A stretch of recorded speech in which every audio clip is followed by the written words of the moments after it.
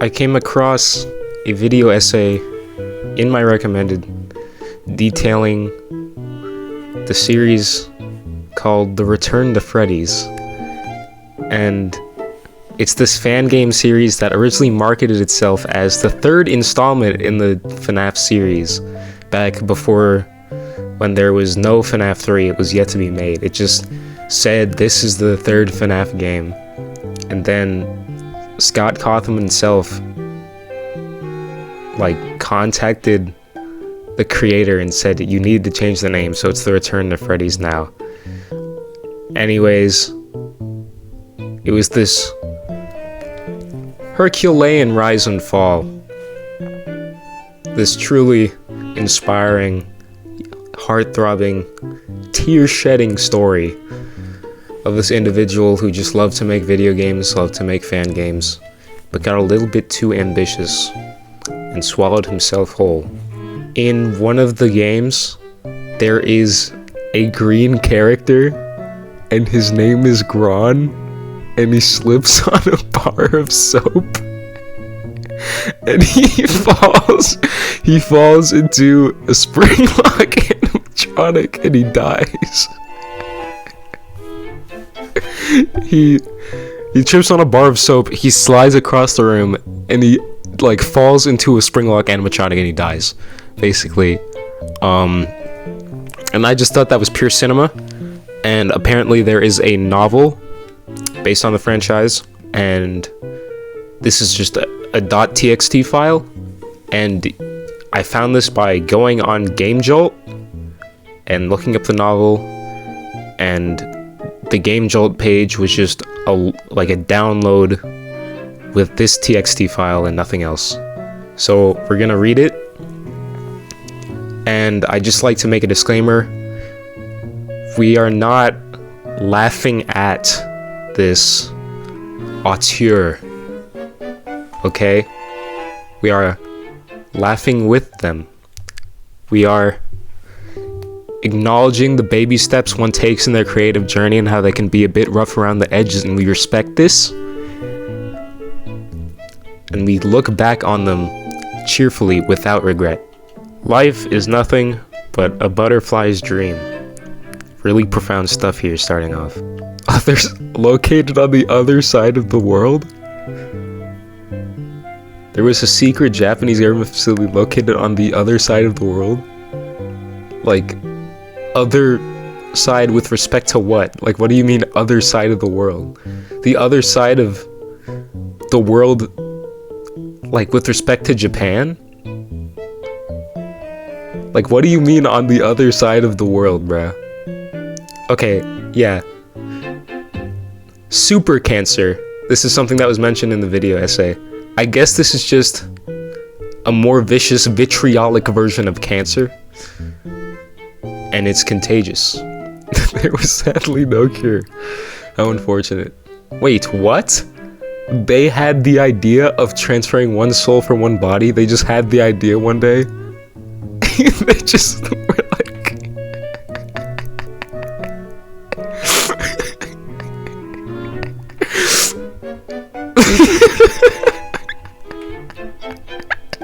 they just had the idea.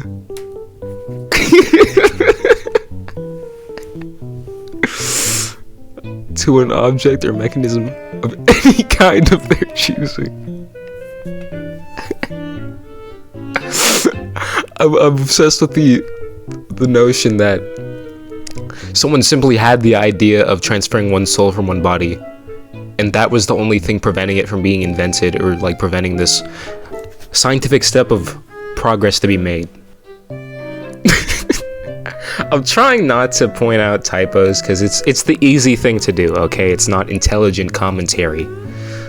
But man, this double whammy, safety precautions, metal soul extractor tube on all three of their hearts and brains.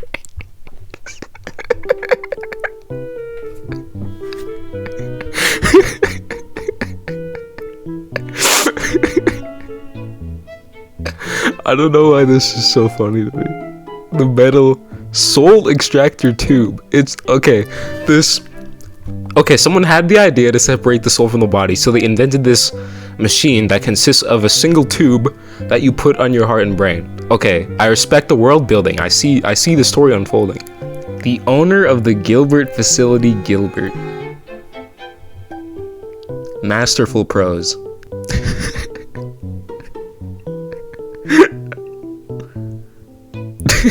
Provide energy like no other.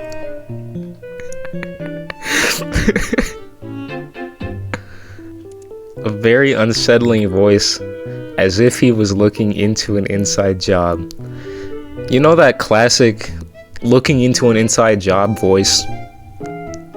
So unsettling, ain't it? Is this because he's from America?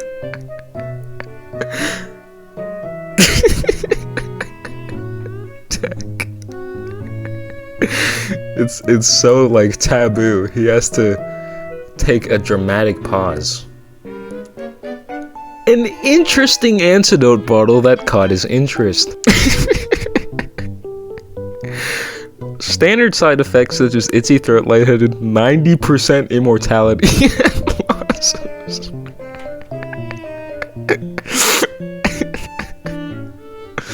loss of sperm.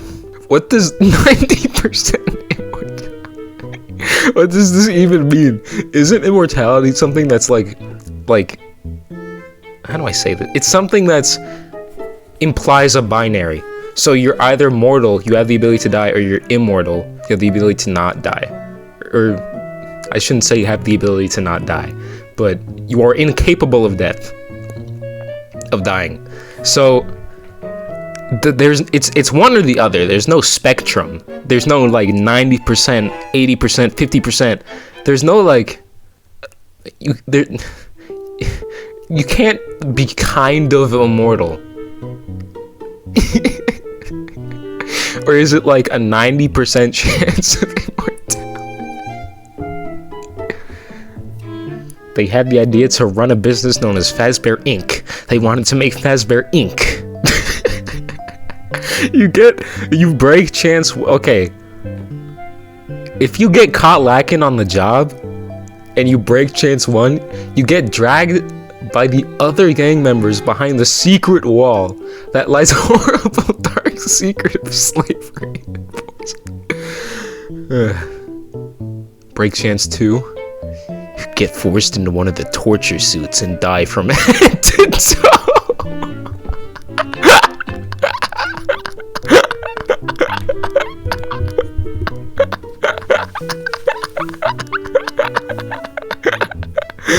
Oh my god. Oh, die from it.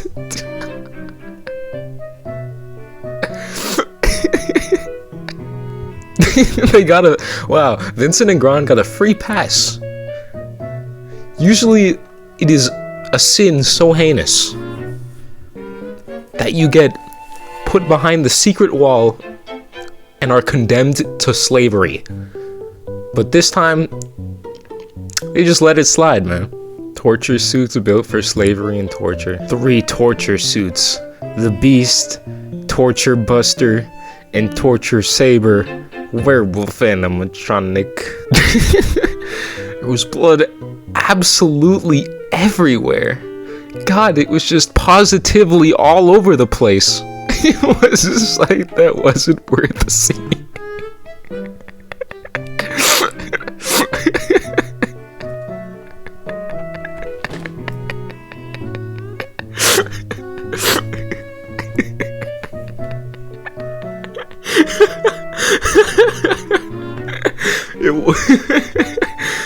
It wasn't worth seeing.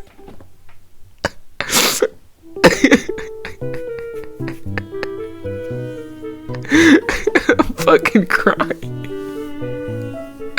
It wasn't worth seeing. Oh my god. I thought I said this room was off limits. Wait, what? So Allison just had like a purposeful car crash into Gron's car, and it left Gron knocked out, and it was like a near-death experience. but Allison just tanked that. Like, when you get in a car crash, there, like, with another person, there are two parties that suffer from danger. Like, it's not just the perpetrator who gets away with it, and like, even if you angle that shit like really well and you really know what you're doing, like this ain't your first car crash, like you spun the block a couple times, like you're still getting messed up, bruh. His life falling apart one chunk at a time. Wow, they just had to put in the parentheses just to, in case you forgot, like what family was in the hospital.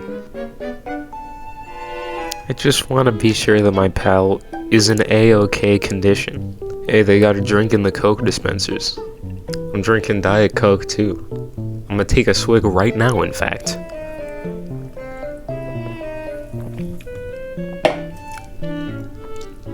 Delicious. Hey, more violent and aggressive like a wild animal out for prey. Not a bad simile, honestly.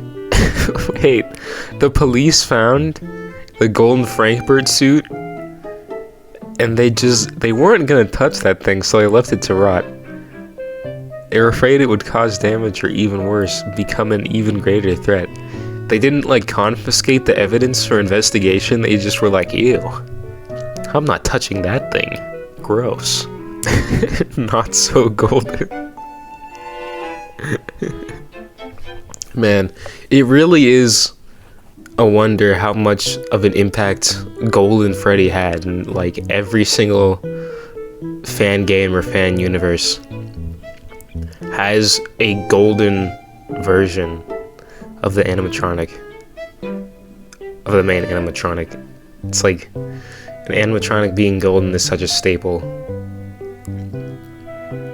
You just can't not put it in your canon. Even if it has very little lore significance, it's just like, if something is golden, that means it's, you know, just instantly gives it that intimidation. Now you know it's serious, bro. It's golden. I wonder what these labels look like to someone who doesn't even know like 1% of the original FNAF lore. It's like, why is everything golden? That must be really expensive. He was technically making a 40% safer torture suit. What does this mean?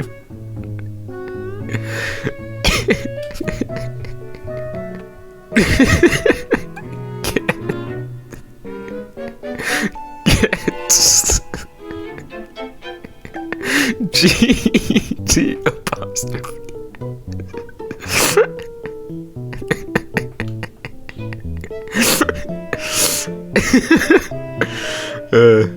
Whoa.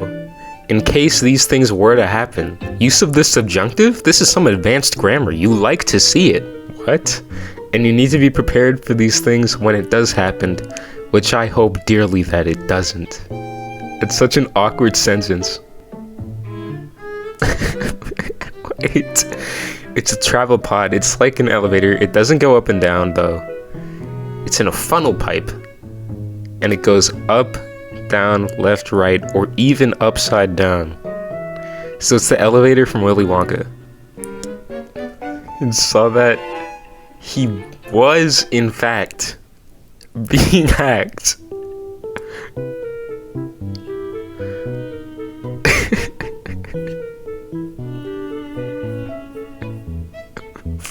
What? Fabink? What?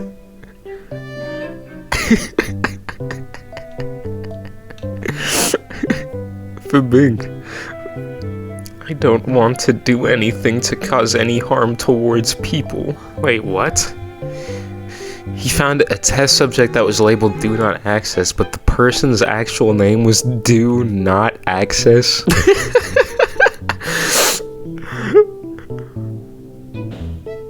He looked to see a handgun and a metal shell to his right. What the hell is a gun doing in this facility? I mean, I guess for situations like this it could come in handy. I just answered my own question. He was sick to the head to laugh at someone killing themselves. The only way he could die, if he was crushed alive or stabbed in the heart. I guess that's what 90% immortality means. You only have a select few ways to die. He just murked him by shooting him in his forehead and then said, "Thank you for the drink, by the way. You have a lovely home." Jesus Christ, we were in like the 1940s and now it's 1987. Bro, he's throwing hands at a ghost kid?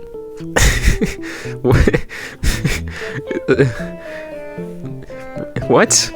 Wouldn't you just immediately assume you're hallucinating or something? Or like, why would he just start immediately attacking it?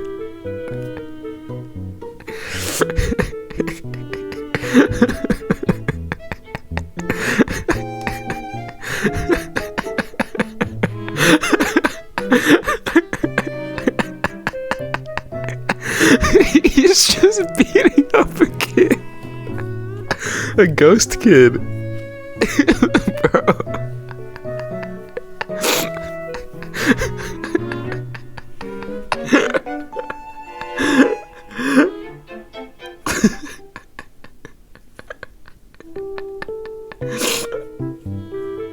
I'm just imagining like a fully grown man just absolutely obliterating a small child.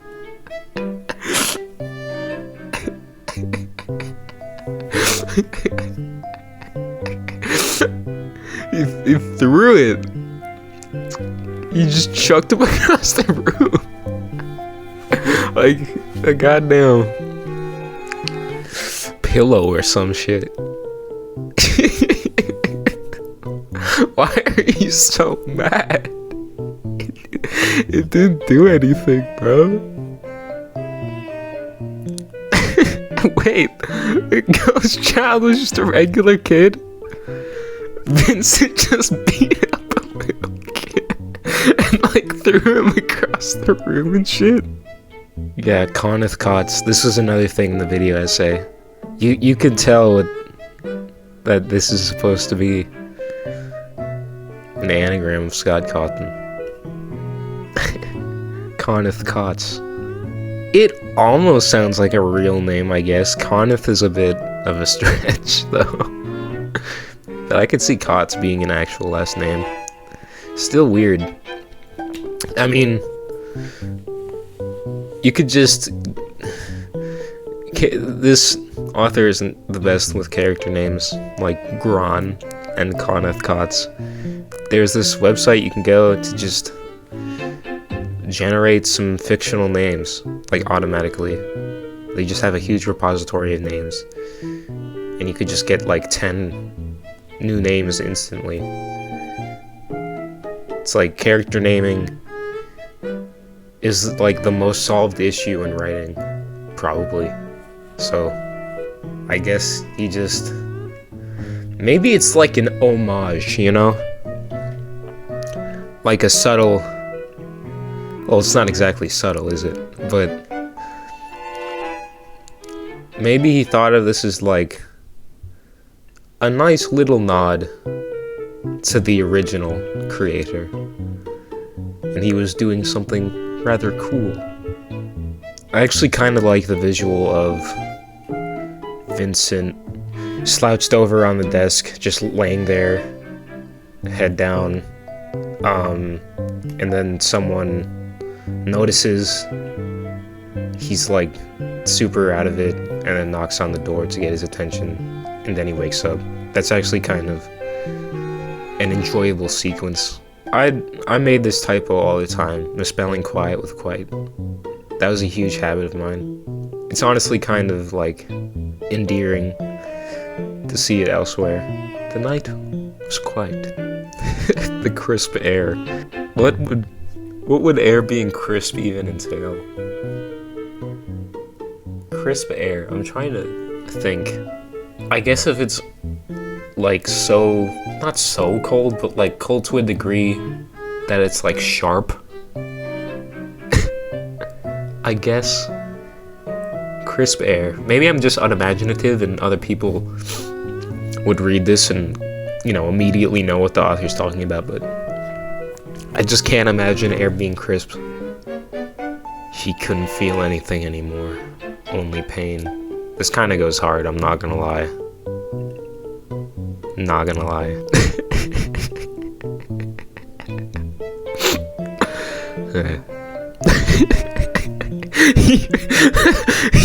He woke up from his 11-second. That's such a specific detail.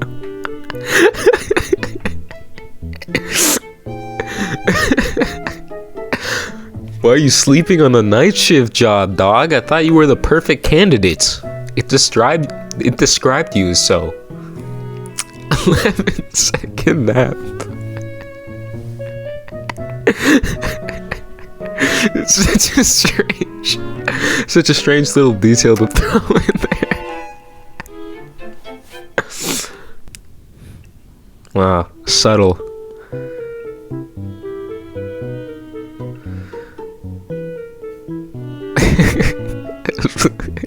You could just call me the phone guy, as many employees like to call me behind my back.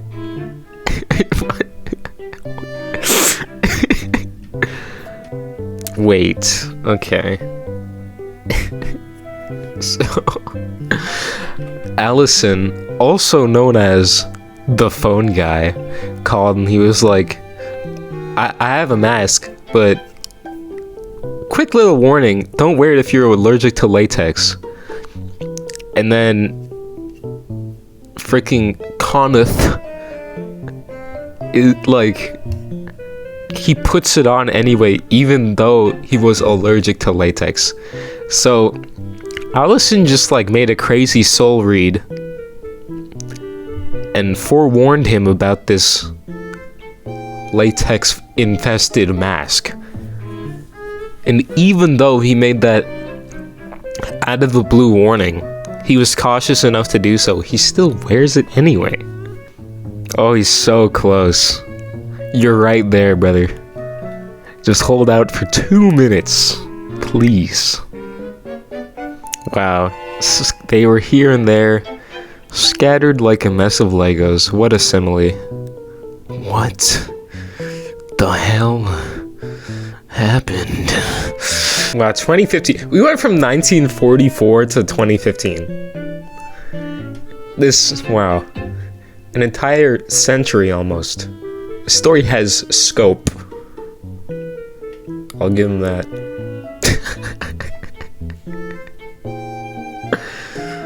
Oh, god damn it. Not this shit again.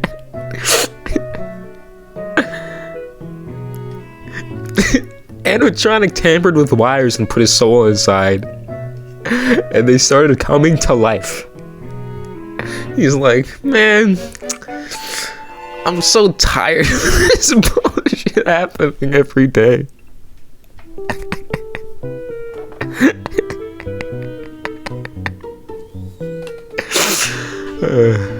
Freddy wandered around.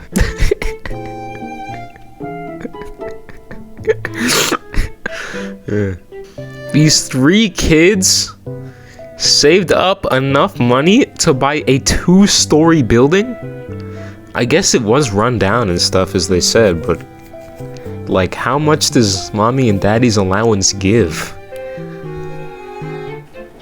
for 3 kids to buy a 2-story building? It's actually pretty realistic that it has a putrid, pungent stench due to the carcass in the animatronic. That's some pretty good attention to detail, honestly.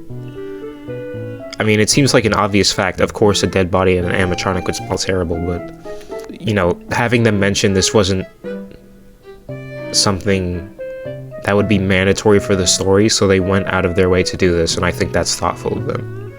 Like, that's good thinking. Wow, not a hellhole. A hole of hell. It was paved in marble tiles. Is this supposed to be marble?